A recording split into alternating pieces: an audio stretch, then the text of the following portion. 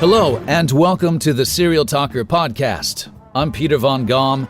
Today is part 6, our final part in this amazing series on Silk Road, which, of course, was the dark web marketplace for illicit dealings, a global marketplace started by Ross Ulbricht back in 2011. If you haven't listened to the preceding 5 episodes, make sure you do. It's amazing to see the transformation that Ross has gone through. From a happy-go-lucky guy to this ruthless mastermind making tens and tens of millions of dollars through illicit dealings on the Silk Road marketplace. So without further ado, let's get into our final part in this series. Tarbell didn't make it to San Jose. He and Duryeganyan stopped by the San Francisco Federal Court building to amend the search warrant for Ross's house. Kiernan and another officer were still in San Francisco as well, near Ross's house in Glen Park. They had stayed in position, hoping, praying, that Ross would come walking out that door with his laptop bag over his shoulder. Tarbell decided to meet his team at Belo Coffee and Tea, a place Ross frequented just next to the Glen Park branch library. It was 1 p.m. Sitting on the bench outside the cafe, Duryeganyan went on Silk Road as Cirrus and saw that DPR was also logged in. Physical surveillance said Ross was still at home. Tarbell was worried that in this leafy patch of San Francisco, he and his completely cop-looking crew sitting around one laptop would stand out. The group scattered and tried to act casual. Duryeganyan went to a nearby market, but then noticed his computer was nearly out of juice, so he went back to Belo, only to find the place full, with no free outlets. Tarbell returned to the bench, getting a chance to do some more worrying. Halfway across the Atlantic, Yum was with the Icelandic authorities, poised to enter the Thor data center and escalate privilege over the Silk Road marketplace and Bitcoin servers. Then the team in France would take over Silk Road's redirect server. Tarbell barely noticed the pleasant afternoon, instead staring at his BlackBerry, monitoring the constant scroll of messages tethering this whole delicate operation together. At 2:45 p.m., Duryeganyan saw DPR log off. A few minutes later, Tarbell heard from surveillance they had eyes on Ross leaving his house. He was wearing jeans and his red sweater and walking east and carrying his computer. He's on the move. Holy fuck, Tarbell thought. He's coming. CY2 scattered again, this time in a giddy panic, zigzagging for cover like in a game of hide-and-seek. Tarbell left Duryeganyan still holding his laptop to head down the street in the direction of Ross's house. He felt high from the adrenaline. He didn't realize Ross was on top of their position. Tarbell was rereading Ross's description from the surveillance team when he looked up and saw Ross heading directly toward him. It felt like slow motion, coming face to face with the man he'd been tracking for months, resolving him from digital obscurity into a real, live person walking up Diamond Street. He was trying to act Mr. Undercover, but Jesus, did he look like a cop. Ross walked right past him toward the cafe. From across the street, Duryeganyan saw Ross duck into Belo Cafe. This seemed promising. They'd been hoping he'd sit down somewhere and log on to Silk Road, giving them an opportunity for a red-handed arrest. But Ross quickly left. It was probably the lack of available outlets. Duryeganyan's computer battery was now only 20%. Scary, because he had to be connected online to verify DPR's presence. He watched as Ross went into the library next door. As Tarbell was banging out an email to alert his team of Ross's location, he learned that another squad had cornered their man in the Glen Park library. "We got him," Tarbell told his supervisor, who called from New York. With Duryeganyan's dying laptop, they watched Ross log on as DPR, then navigate into the marketplace, then the forum, then the elite admin chat where Cirrus was waiting to say hello. Tarbell knew the chief down south had surely mobilized. 50 tacked-out federal agents were racing up Highway 101. The cavalry was coming, and Tarbell wanted to get Ross before sirens showed up. Kiernan and another agent had been in the library when Ross walked in. He went right by them and continued unaware past the periodicals and reference desk, beyond the romance novels, and settled in at a circular table near science fiction on the second floor. The other agent assessed the tactical landscape up there, which was tough. Ross was sitting in a corner with a view out the window and his back toward the wall. There was no obvious approach. It was Kiernan's job to get Ross's laptop, and it looked tricky. "Your sole job is to get the laptop," Tarbell drilled Kiernan. "Get the laptop. That's why you're here. Get the laptop and keep it alive." Tarbell and Derjegingyan joined the action in the library, taking up position on the stairs. Derjegingyan was alarmed at how fast his battery was draining, but he kept communicating with DPR, making sure he logged in to the admin panel. Tarbell peered over the last step but couldn't see much. Somewhere in the stacks was the other agent, but Tarbell wasn't sure where. Everyone was communicating electronically, trying to coordinate, caught blind by the moment. Minutes ticked past. Derjegingyan and DPR still chatted. His battery dropped further. Tarbell heard from the plainclothes surveillance team they were in the library too. Tarbell didn't know exactly. Tarbell didn't know where exactly, because he didn't know what they looked like. A few miles away, the giant squad of SWAT teams was approaching San Francisco. All the local supervisors were in that armada, so technically Tarbell was in charge here on the ground. He took a deep breath and sent a message. "Let the guy run if you have to, but don't let that computer close." This was the moment. Tarbell didn't know it, but the surveillance agents had designed a new arrest on the spot. He had no idea what would happen when he took a deep breath and told everyone, "Go!" What unfolded next was a piece of improvisational theater. At 3:14 p.m., DPR was typing away, writing to Cirrus. Just then, a middle-aged woman and man came toward Ross, ambling along in the kind of semi-homeless shuffle you might often see in a San Francisco library.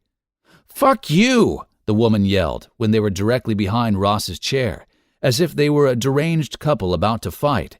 The man grabbed the woman by the collar and raised his fist. Ross turned around for just a second, during which a hand reached across the table and grabbed Ross's Samsung. The petite, unassuming young Asian woman sitting across from Ross this whole time was, to everyone's surprise, also an FBI agent. Ross lunged for his machine, a hair too late, as she turned like a quarterback for a quick handoff to Kiernan, who appeared out of nowhere, as instructed, to get the laptop. It took less than 10 seconds. From afar, Tarbell was astonished by the elegant choreography of the whole thing. It looked like the police procedural version of a tight jazz quartet. While Ross was cuffed, Kiernan immediately sat down with Ross's PC. It was open. He could see everything. The machine ID was Frosty. Ross was logged in to Silk Road as an administrator under the account called Mastermind. Kiernan also saw that Ross was torrenting some television. Of all things, he was downloading a segment from the previous night's Colbert Report, an interview with Vince Gilligan, creator of Breaking Bad. The series finale had just aired, and Gilligan talked about the central theme of the show, how ordinary people are capable of terrible things. It took just 2 years for Walter White to turn from good-natured science teacher to liar, murderer, and master of a drug empire.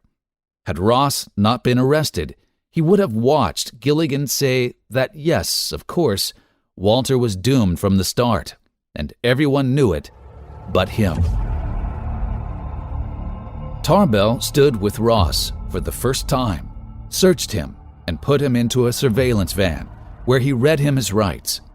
Ross showed only a slight quiver in his lip and asked to see the charges. Tarbell presented him the warrant for Ross Ulbricht, a.k.a. Dread Pirate Roberts, a.k.a. DPR. The rest of the force started arriving, black Suburbans and SWAT vehicles with lights blazing. Soon there were uniforms everywhere. Even though Tarbell's improvised bust was a complete success, cops are cops, and the local FBI was fuming at Tarbell's departure from protocol. He and his team, considered computer dorks back home in New York, had the strange satisfaction of being called fucking cowboys by a swarm of guys bristling with gear and guns. Tarbell took it as a compliment. Then he put Ross in an FBI cruiser bound for the local jail. Tarbell called Yum in Iceland to set that phase in motion. Yum shut down communication between the machine in the Thor data center and all the others around the world, and then simply changed possession of the bitcoins by redirecting the digital pointers. This is how ownership of the currency works, from Silk Road to an FBI account, and voila, all your coins belong to us. In France, they discovered a digital booby trap. To redirect the Silk Road site itself required a delicate data process that could shut the box down. If restarted, the server was programmed to delete its key, basically self-destructing. But the trap was discovered and gingerly evaded, and the machine succumbed.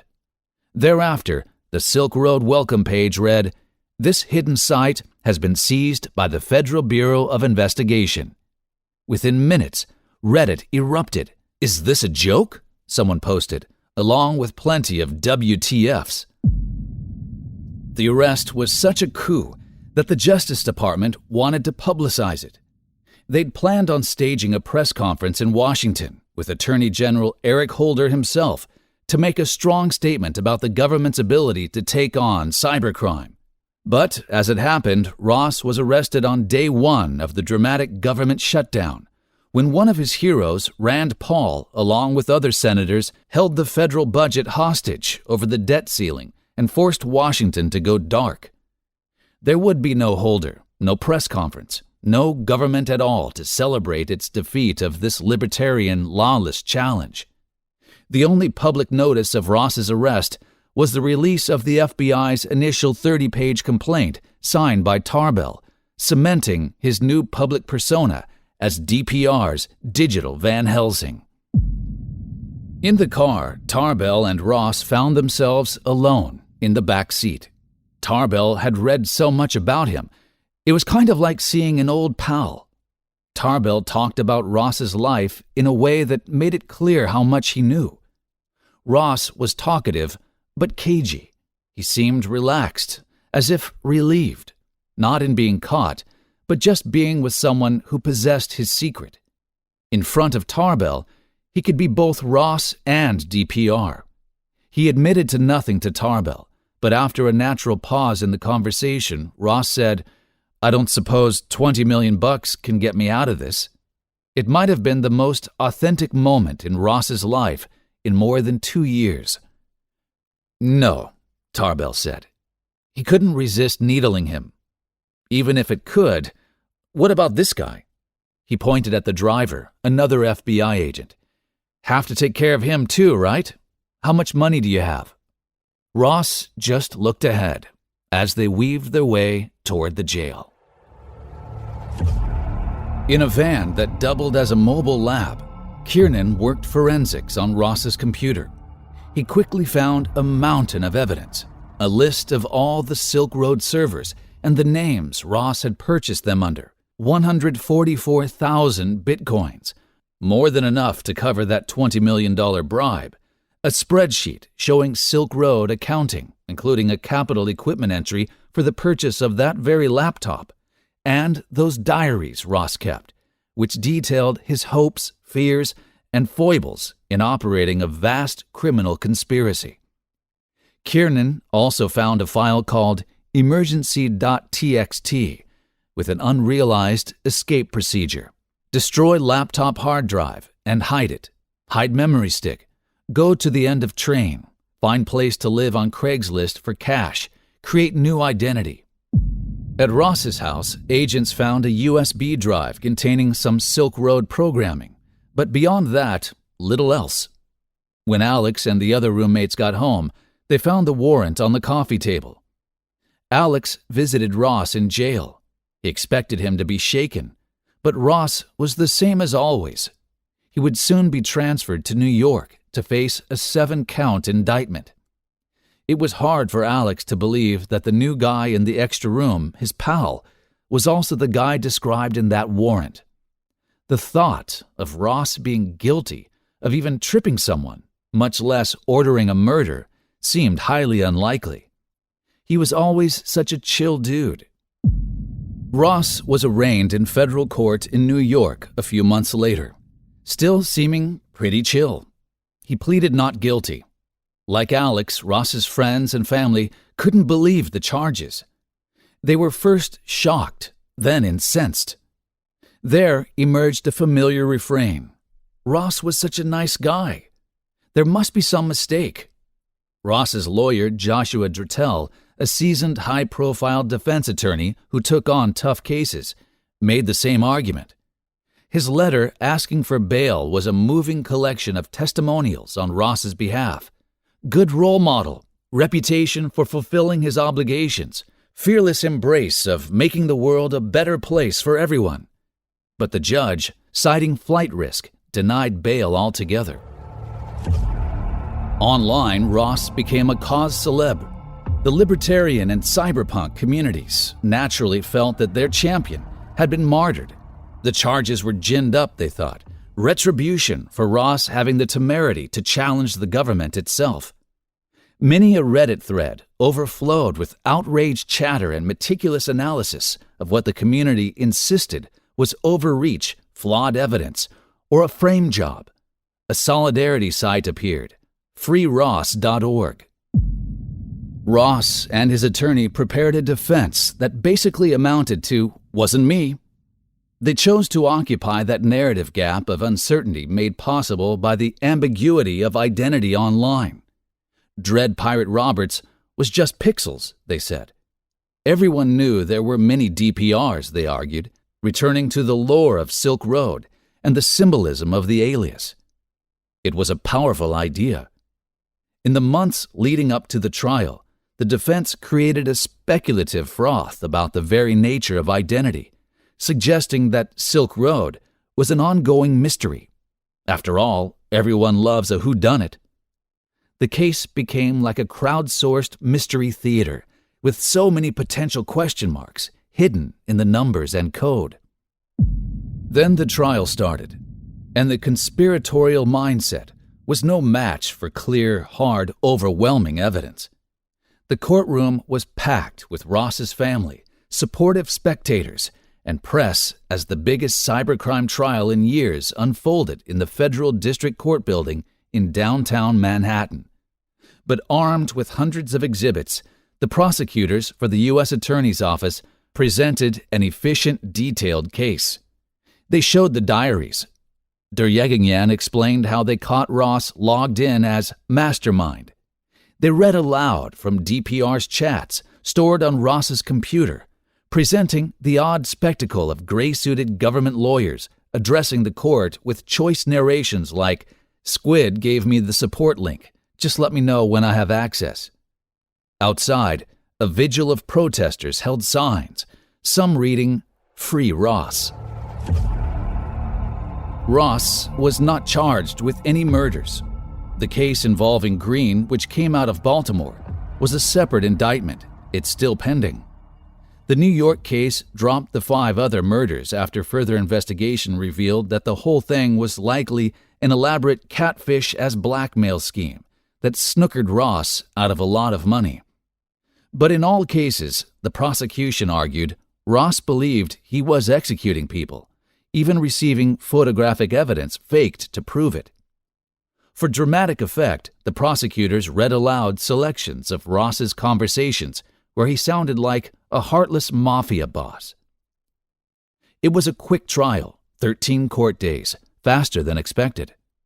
Observers were surprised at the volume and detail of evidence, the kind you rarely see.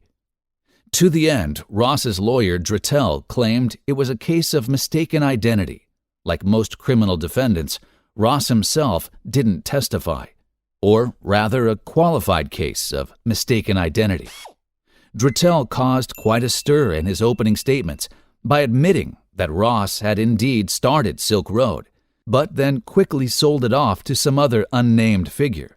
The attorney also claimed that Ross was later duped by this savvy character back into Silk Road to take the fall as the FBI closed in. To account for the vast sum of Bitcoin wealth, Drattel explained that Ross was just a good currency trader. Then Yum took the stand to demonstrate precisely how Ross received all the Bitcoin commissions from Silk Road during the entire tenure of Dread Pirate Roberts. Ross's family was surprised to hear the admission that he'd created Silk Road. Reporters could see it on his mother's face. Lynn Ulbricht was a sympathetic figure, a caring mother leading a vigil for her son. She was smart and articulate and had become a vocal public figure in support of Ross. Throughout the trial, she maintained that the jury would set Ross free. This was more than a mother's love. Lynn, like many supporters, just believed Ross, which was understandable to some degree, as Ross's story was one of fluid identity. The prosecution said that Lynn's good-natured son had turned into someone else. Lynn said that this someone, if he or she even existed, had been projected onto her son. Ross said nothing and remained a willing cipher, allowing everyone to project an identity onto him. To Alex, Ross was the cool new roommate. To Julia, a passionate lover and inspiration. To his family, the perpetual Eagle Scout. To Force, an unlikely friend in the night. To Tarbell, a smart kid defeated by his own arrogance. To the Southern District of New York U.S. Attorney's Office, Ross was simply the criminal conspirator, Dread Pirate Roberts. The likeliest reality is that Ross was all of those things. The open-minded seeker who conscientiously tried to pluck trash from a tree was Ross, as was the feverish visionary creating a virtual empire at any cost. Neither truth invalidated the other. Ross and DPR can and did coexist. Amid all the murder minutiae, it's possible to lose sight of the young idealist who sat down and coded his way into history. He was right about the war on drugs. It is a failure. And Silk Road was a perfectly natural response. There was a lot to like in the site's original idea of an economically mediated utilitarian society. It is still easy to appreciate that Ross, the one who believed in choice and happiness. Our basic rules are to treat others as you would wish to be treated, Ross wrote as DPR on Silk Road. But it didn't take long for Ross's programmed utopia to resort to programmatic violence. It's an age-old story, the bloom and wilt of revolution. After tearing down the establishment's walls, the new regime soon realizes the rubble would make a fine set of gallows. Just as Tarbell thought, all systems are the same. At the beginning of Silk Road, what Ross created was just a system. Then, at a certain point, it became his system, at which moment the system was doomed. Silk Road offers a neat political parable for the rising libertarian tide in Washington and the smug pride of today's Silicon Valley, where self-appointed revolutionaries of all stripes believe their powers allow them to transcend traditional human boundaries, including their own mortality. In a way, Silk Road is the dark mirror of the social network, a wild technological success story taken to its logically extreme conclusion. Force watched from afar in Baltimore. Having lost his big career case, he acknowledged that the FBI won fair and square, and he had left the DEA by the time the trial started. But Force had a lot of sympathy for the guy he'd spent so much time with in late-night chats. As a man who was saved from the temptations of undercover work, Force believed that everyone was a sinner. He also identified with Ross. "I'm no different than him," Force said. "It easily could have went the other way." No one is either perfectly good or perfectly evil. People occupy a space right on each side of the line, and sometimes, without knowing it, you switch sides. Force's words rang truer than anyone knew. In an incredible twist, Force, along with a Secret Service agent on his team, was also indicted and arrested this past March for running an elaborate series of rackets and thefts on Silk Road. The 95-page indictment alleged that they stole bitcoins from Silk Road and other exchanges, the digital equivalent of keeping the suitcase full of cash after a dockside heroin bust, pocketed $50,000 from DPR for intel services from Kevin, laundered at least $500,000 of that, some of which made it to Panama, and served a false subpoena on a digital currency exchange when they questioned his transactions and froze his account. It was, in fact, when all this came to the attention of the Department of Justice that Force left the DEA. In retrospect, Tarbell said when he heard about the investigation of Force, "It's as if you found out at the end of Breaking Bad that Hank was dirty the whole time." In retrospect, a lot of Force's story takes on a different light. Ironically, he had warned DPR about the danger of double identity. But if this indictment is true, he seems to have fallen prey to it himself. Force allegedly operated online not only as Knob, but had also created several other identities and used them to blackmail DPR with law enforcement information for at least $100,000. Like Ross, Force must have believed in the secrecy of Tor. During the sting operation with Curtis Green, Force even told Green he thought the Silk Road servers would never be found. But they were, and after they documented Ross's misdeeds, they also revealed that it was Force and the Secret Service agent who had stolen $350,000 in bitcoins from Silk Road, the theft that led Ross to put the hit on Curtis Green. None of this emerged during Ross's trial because Force's case was at odds with the FBI investigation and part of a different indictment. But if true, Force's fall mirrors the path of DPR. It was during the Green sting that Force took his first corrupt step, and DPR became a true criminal by ordering murder. Their simultaneous moral turns, so intertwined, reinforced the one theme that barely appeared during Ross's trial: how easy it is to forget the solidity and consequences of the real world when you live online. The jury in USA versus Ulbricht was out for barely 4 hours, and that included lunch. They returned to the assembled courtroom and read the verdict: guilty on all 7 counts. Ross's family looked stricken.